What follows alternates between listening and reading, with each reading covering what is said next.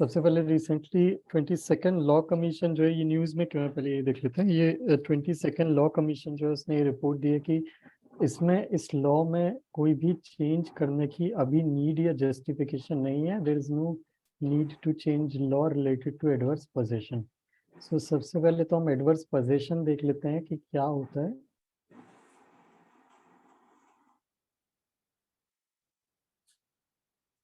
एक सिंपल सा कंसेप्ट समझते हैं। लेट अस से यहाँ पे मेरी एक प्रॉपर्टी है, ये मेरा हाउस है एक। ये हाउस मैंने आपको रेंट पे दिया, एंड रेंट पे देने के बाद या फिर आपने इस घर पे कभी भी खाली नहीं किया, या फिर the another thing will be could be कि let us say there is an home here, ये मेरा होम है लेकिन मैं जो है एक दूसरी कंट्री में रहता हूँ, और या फिर ऐसी जगह रहता हूँ, या फिर मेरा यहाँ पे आना जाना नहीं होता, बहुत ही रेयरली कभी आना जाना होता है। And there is no one who can see कि मेरे हाउस में क्या चल रहा है या क्या इशू है। तो उस केस में आपको ये खाली दिखा घर काफ़ी टाइम से, आपने यहाँ पे रहना शुरू कर दिया, and since no one questioned you to you kept your resistance या रेसिडेंस हेयर।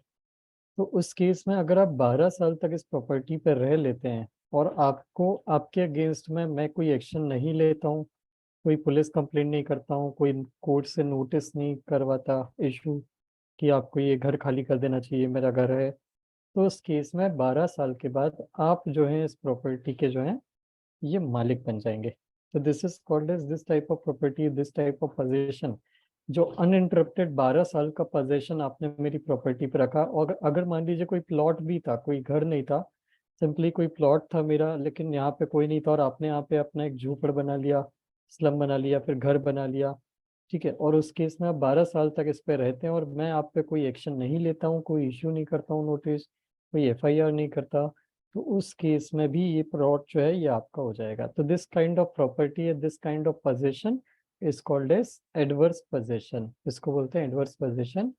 इन केस ये लैंड या होम जो है ये प्राइवेट प्रॉपर्टी नहीं है, गवर्नमेंट की प्रॉपर्टी है, तो उस केस में ये पीरियड बढ़ के 12 साल से 30 साल हो जाता है। मतलब गवर्नमेंट अगर अपनी प्रॉपर्टी को 30 साल तक चेक नहीं करती है और वहाँ पे कोई रह रहा है और 30 साल अनइंटरप्टेड तरीके से रहता है, जिसपे जिसकी प्रॉपर्टी है वो कोई भी एक्शन नहीं लेता, then that property becomes his property, और हर प्रॉपर्टी जो उस पर 30 साल से रह रहा है। सो ये एडवर्स पोजेशन से रिलेटेड ये जो लॉ है, ये जो मैंने आपको प्रोविजन बताया 12 साल वाला, this is the provision of 12 years, this is the law related to adverse possession. तो उस कंटेक्स्ट में लॉ कमीशन को ये मतलब एक डिमांड थी कि लॉ कमीशन जो है उसको ये लॉ चेंज कर देना चाहिए, बट लॉ कमीशन ने बोला कि इस लॉ को चेंज करने की कोई ज़रूरत नहीं है, अभी कोई नीड नहीं है। तो adverse possession essentially means when a tenant, definition देख लेते हैं, when a tenant possesses the property of the owner when they are not legally entitled to do so same to do the same overtly, that is without any attempt regarding the concealment from the owner। इस situation में अगर वो property को मतलब एक तो entitled नहीं है लेकिन फिर भी वो प्रॉपर्टी को होल्ड करके रखते हैं बिना किसी इंटरप्शन के, बिना किसी एक्शन के, तो उस सिचुएशन में वो अपने प्रॉपर्टी को होल्ड करके रख सकते हैं फॉर मोर देन 12 ईयर्स। और जो ओनर होगा डिस्पाइट हैविंग द सेम, अगर वो एक्शन नहीं लेता है तो उसके पास प्रॉपर्टी का क्लेम जो है, right to claim the property, वो चला जाएगा। तो इस कंटेक्स में जो पोजेशन में है प्रॉपर्टी के जो पर्सन, उसको प्रेस्क्रिप्टिव टाइटल मिल जाएगा एडवर्स पोजेशन के ऊपर, मतलब he will get the right of the property in that case. तो ये इसका कंसेप्ट क्यों है, ये बेसिकली पर्पस क्या है इस एक्ट का, ये पर्पस ये है कि कोई भी लैंड जो होता है, ये लॉ क्यों बनाया गया है ऐसा, तो इसका पर्पस ये लैंड लॉ का कि कोई भी लैंड जो होता है it should not be left vacant, लेकिन उसका जुडिशियस यूज होना चाहिए, किसी भी टाइप का यूज होना चाहिए, कुछ अच्छे तरीके से उसका यूज होना चाहिए। और अगर वहाँ पे कोई पर्सन नहीं रह रहा है और उसको मैनेज नहीं कर रहा है और 12 साल तक कोई दूसरा पर्सन मैनेज कर रहा है, तो वो उस पर्सन को दे देना चाहिए, इसलिए क्योंकि उसने 12 साल तक उसका रख रखाव किया है अच्छे से और उस लैंड को डिग्रेड होने से, खराब होने से प्रिवेंट किया है। दैट इज वाई उसको वो लैंड जो है वो मिल जाना चाहिए। तो ये जो प्रोफेशन या ये जो प्रोविजन हमने देखे, they comes under the limitation act of 1963। Limitation act 1963 के अंदर में ये प्रोविजन है, जैसा पहला सेक्शन 27 ऑफ लिमिटेशन एक्ट 1963 ये 12 ईयर से रिलेटेड प्रोविजन से रिलेटेड डील करता है। देन इसी का आर्टिकल 64 एंड 65 जो है लिमिटेशन एक्ट के, ये टेनेंट पे ओनर्स डालते हैं कि वो प्रूव करें डिस्पोजेशन ऑफ द प्रॉपर्टी। मतलब कभी भी केस होता है, कभी भी कोई लिटिगेशन होता है इस एक्ट के अंदर में कि जिसका जो ओनर है वर्सेस जो टेनेंट है, उन दोनों के बीच में कन्फ्लिक्ट हो जाती है, तो उन दैट केस कैसे प्रोसीड करेगा, तो टेनेंट पे ये ओनस रहेगा कि वो प्रूव करे कि जिसकी प्रॉपर्टी थी उसने कभी भी 12 साल में कोई अटेम्प्ट नहीं किया अपनी प्रॉपर्टी को रीपोजेस करने का। जबकि ये जो बर्डन है to prove the period of adverse possession, burden जो है प्रूव करने का कि कोई लैंड किसी एडवर्स पोजीशन में था विद इन 12 ईयर्स, ये लैंडलॉर्ड के ऊपर आता है। ये बताना कि उस पर अवैध कब्जा करा हुआ था उन्होंने, हमने एक्शन लिया था, हमने नोटिस भेजा था, हमने एफआईआर करी थी, हमने इंटिमिडेट किया था, ये सारी चीजें प्रूव करना 12 साल के पीरियड में ये लैंडलॉर्ड के ऊपर होता है, सो दैट कोर्ट जो है ये मान सके कि आपने कोशिश करी थी अपने लैंड से निकालने की, लेकिन वो ही नहीं हटे, जिसके कारण ये 12 साल की नौबत आई। तो गवर्नमेंट प्रॉपर्टी, प्राइवेट प्रॉपर्टी के कंटेक्स में ये 12 साल के लिए आता है, गवर्नमेंट प्रॉपर्टी के लिए 30 ईयर्स के लिए आता है। आर्ग्यूमेंट्स क्या है फेवर में, क्यों ये एक्ट सही है? तो सबसे पहले तो लॉन्ग डिस्प्यूट ना हो। रियल एम क्या है लॉ का? इसका एम ये नहीं है कि वो किसी को पनिश करे। सो ये आर्गुमेंट हम फेवर में आर्गुमेंट हम देख रहे थे। द फर्स्ट आर्गुमेंट या फेवर हम विच वी सॉ वाज कि लॉन्ग डिस्प्यूट अवॉइड करने के लिए है, जुडिशियस यूज के लिए लैंड है, लैंड का जुडिशियस यूज हो उसके लिए we are doing this. Then उसके बाद adverse possession, hostile possession of property होता है which must be continuous, uninterrupted and peaceful. Law commission के अकॉर्डिंग ये रेशनल जो आता है कि title to land should not be long, should not long be in doubt. इससे सोसाइटी को बेनिफिट होता है। द पर्पस लॉ कमीशन ने रिकमेंडेशन क्यों दिए लॉ कमीशन ने कि जो टाइटल है वो डिस्प्यूटेड नहीं होना चाहिए, डाउट में नहीं होना चाहिए लैंड का, इसलिए 12 साल के बाद वो लैंड जो है वो दूसरे पर्सन को एक दे देना चाहिए, जिससे लैंड का जुडिशियस यूज होगा तो सोसाइटी को अल्टीमेटली बेनिफिट मिलेगा उसका, और जो लोग हैं the persons who come to regard the occupant as owner may be protected. Then उसके बाद original title holder neglected his rights, ये maxim of law does not help those. ये बेसिकली ये बोलने की कोशिश कर रहे हैं point why this law should continue इस फेवर में। अगर देखा जाए एक पॉइंट और, तो एक पॉइंट ये है कि ओरिजिनल टाइटल होल्डर जो है उसने अपने खुद के राइट्स जो हैं वो नेग्लेक्ट कर दिए।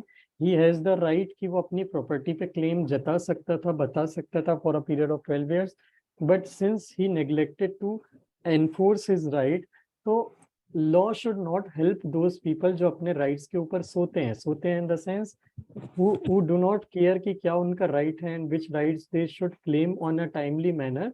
सो उस चीज के लिए लॉ नहीं होता, तो that is why law should never help those जो अपने राइट्स को नहीं जानते। तो simply put the original title holder who neglected to enforce his right over the land cannot be permitted to reenter the land after the long passage of time. Against वाले argument की अगर मैं बात करूं कि क्यों ये law harmful है, तो ये ट्रू ओनर जो है उसके लिए हार्श है। तो अब देखिए, आप जैसे हो सकता है कि कभी फॉरेन चले जाएं आप किसी जॉब के लिए, आपकी यहाँ पे प्रॉपर्टी, आपका यहाँ पे लैंड है, पुश्तैनी जमीन है आपकी जो आपके दादाजी की रही होगी, and you do not want that property to tinker with anything. So in that case आपने वो किसी टेनेंट को दिया था, आपने 1 साल के लिए दिया था, लेकिन now since you are working in foreign and it is not possible for you to come back, किसी कारण से आप नहीं आ पाए फॉर सम अननोन रीजन, तो क्या उस केस में ये आपके लिए एक पनिशमेंट की तरह नहीं है? सो ये एक पनिशमेंट की तरह काम करता है ट्रू ओनर के लिए। तो ये लॉ जो है ये एक्सट्रीमली हार्श है ट्रू ओनर के लिए, और एक डिसऑनेस्ट पर्सन के लिए विंडफॉल है। क्योंकि कुछ लोग हैं जिनको जिनका कोई फायदा नहीं है, जिनको बेसिकली जिनके पास कोई जमीन नहीं थी, दे जस्ट उनको हमने इन सेंस कि जो ट्रू ओनर था उसने एक आउट ऑफ एम्पैथी या आउट ऑफ कंपेशन हो सकता है कोई जमीन दी हो जिसमें दैट पर्सन कैन लिव, उसके पास रहने को जमीन नहीं थी, उसके बाद उसने उस प्रॉपर्टी से हटने के लिए रिफ्यूज कर दिया, एंड जो ओनर था उसने भी कोई सीवियर या स्ट्रिक्ट एक्शन नहीं लिया ये सोच के कि उसकी फैमिली है उसको कुछ हार्म हो सकता है। तो उस केस में तो ये डिसऑनेस्ट पर्सन के लिए तो बहुत ही एडवांटेजियस हो गया, क्योंकि वो अपने आप को ऐसे ऐसे शो करके एक विक्टिम शो कर करके 12 साल तक वो ऐसे ही काट सकता है, और उसके बाद suddenly one day he will say कि I am the owner of this property. तो उस तरह से अगर उस पॉइंट ऑफ व्यू से देखा जाए तो ये लॉ जो है ये रॉन्ग डूअर को रिवॉर्ड करता है, जबकि जो राइट ओनर है उसको पनिश करता है for being the owner of. देन इसके बाद सुप्रीम कोर्ट की एक बेंच थी, 2008 की रूलिंग थी इनकी, हेमजी वागाजी Jat versus भिकाबाई खेंगारभाई Harijan versus others.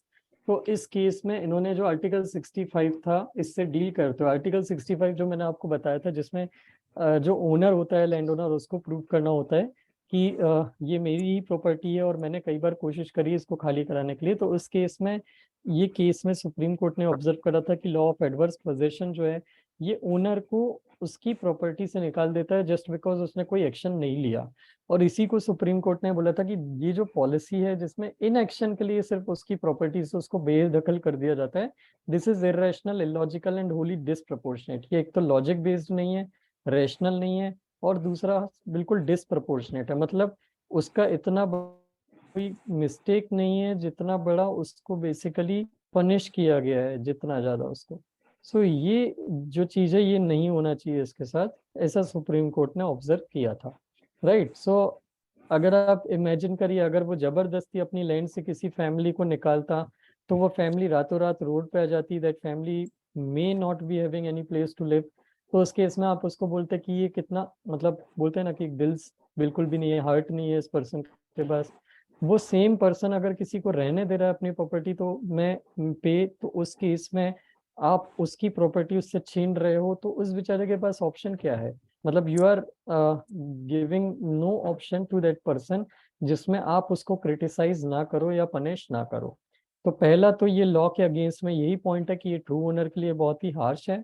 The second point है इसकी अवॉइडेबल एंड एक्सपेंसिव लिटिगेशन हो जाता है। ट्रू ओनर्स जिनकी खुद की प्रॉपर्टी है, जिनको उनकी प्रॉपर्टी के लिए पनिश नहीं किया जाना चाहिए ना, वो 12 साल अगर गलती से हो गए और वो कोई एक्शन नहीं ले पाए तो उनके लिए लिटिगेशन एक अनअवॉइडेबल और एक्सपेंसिव लिटिगेशन एक हो जाता है, जिसका नहीं होना चाहिए लिटिगेशन। और उस केस में वो कोर्ट के चक्कर लगाने लगते हैं for no mistake of their own.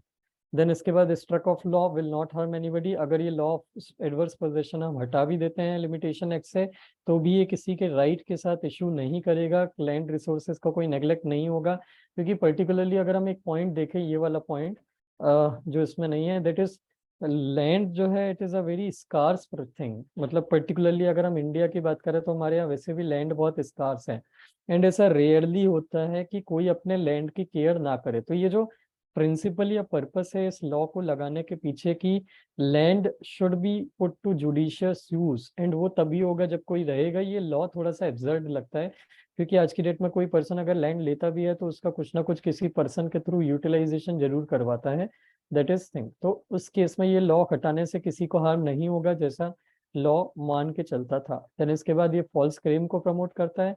इस केस में एडवर्स पोजेशन फॉल्स क्लेम भी प्रमोट कर सकता है। जैसे मान लीजिए कोई पर्सन नहीं रहता 12 साल और उसने 1-1.5 साल रहा और फिर उसके बाद वो हैरेस करने के लिए ट्रू ओनर को, और उसने बोल दिया कि मैं 10 साल से यहीं रह रहा हूँ, एंड मान लीजिए वो सिटी के आउट ऑफ बाउंड्स है वो लैंड और वहां पे आजू बाजू कोई नहीं रहता जो ये चीज प्रूव कर पाए या ये चीज एविडेंस कर पाए कि हाँ ये पर्सन यहाँ पे नहीं रहता था पहले, तो उस केस में ये फॉल्स क्लेम को भी प्रमोट कर सकता है और उस केस में लिटिगेशन हो जाएगी उस पर्सन की, कोर्ट के चक्कर उसको लगाने पड़ेंगे ट्रू ओनर के प्रूव करने के लिए कि इसको तो कभी हमने देखा ही नहीं है, ये रहता ही नहीं था, 2 साल से हुए इसको सिर्फ अभी। देन इसके बाद स्टेट और प्राइवेट इंडिविजुअल्स के लिए डिफरेंट लॉस हैं। ये स्टेट के लिए नॉर्मली हम ये मानते हैं कि प्राइवेट सिटीजन और स्टेट इन दोनों के बीच में कोई डिफरेंस नहीं होना चाहिए, इन दोनों के पास सेम अमाउंट ऑफ राइट्स होना चाहिए, same type of rights.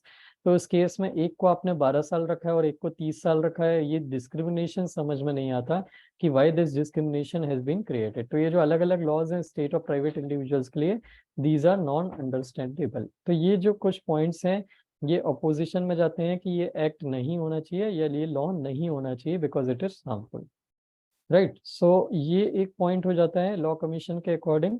Then इसके बाद एक क्वेश्चन आप जरूर मुझसे पूछ सकते हैं कि सर ये 12 साल 30 साल रखने का कोई रेशनल है क्या? तो ये कोई रेशनल नहीं है इसका, इन्होंने कोई क्राइटेरिया नहीं दिया है कि ईयर्स और 30 years for the purpose of disposition. So उन्होंने ऑफिशियली कोई ऐसा रीजन कभी भी किसी ने एक्सप्लेन नहीं करा है, ना तो गवर्नमेंट ने अपने साइड से, ना तो जिस जिस टाइम पे लॉ बना था उस टाइम पे कोई रेशनल दिया गया था कि 12 साल और 30 साल क्यों रखा गया है।